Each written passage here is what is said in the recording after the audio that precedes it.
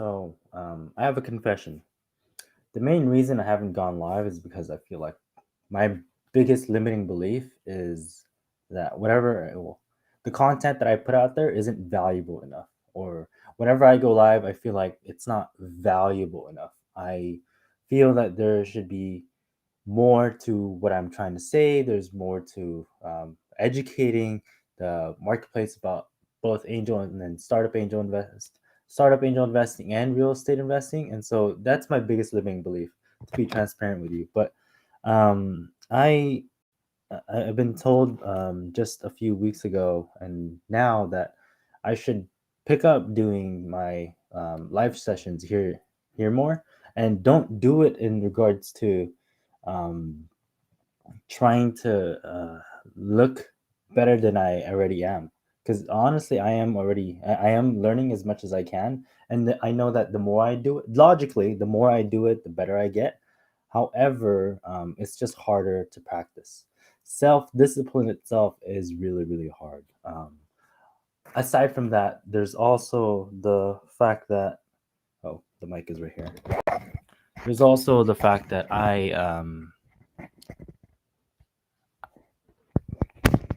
gave up almost. Actually, I not give up, but like I felt like giving up to the point where I'm not getting that much traction with going live or doing this and doing that. But to be transparent and to be real with everyone, I don't like giving up. I fear failure so much that I will do almost anything just to make it happen, but not of course not to like harm anyone or anything like that. Just like appropriately do everything that I possibly can to make it all happen. It's really uncomfortable to be sitting here and talking and giving out this confession, but I know that it's a way for me to journal out into the world that this is what's happening with the podcast. um, I still believe in the podcast. I believe and I know that I'm serving a great group of people. um, but I just feel like I shouldn't be. I don't know. There's two ways I could go about this. The first one is being strategic in what I put out there, and um, I feel like that come off more as businessy. And then there's the friction that I have with myself of like, why don't I just like keep it personalized? 'Cause, like I'm learning as much as you are, and I know and I've heard that whatever I'm doing is actually helping them out, or they're learning from it too, or they want to learn from it too. And that's really like very very touching for me, and that's kind of the main reason why I'm still holding on. The idea that I can be of service for someone else and be on this mission, um, I think that's what's like really keeping me in to go live and do all this stuff. It is a discipline in itself, and I'm still picking it up.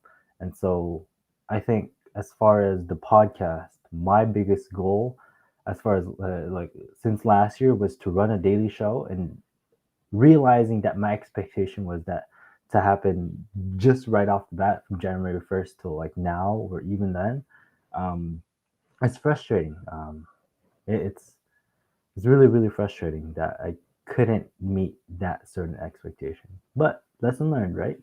Um,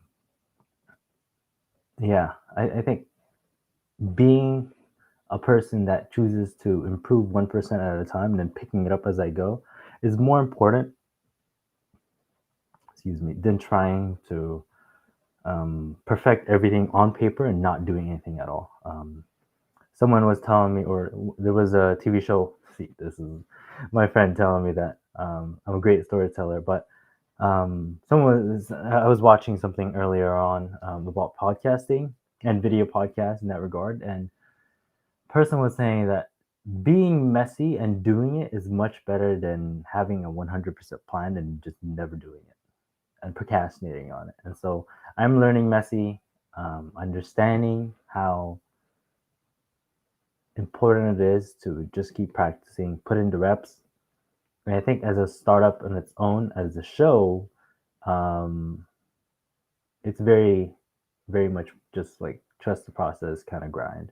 put my head down and trust the process. And so I would really appreciate it if um, anyone out there that's listening to provide me any feedback in regards to how I can improve this show and whatnot. So that's it for me. I hope you have a wonderful time. Good night.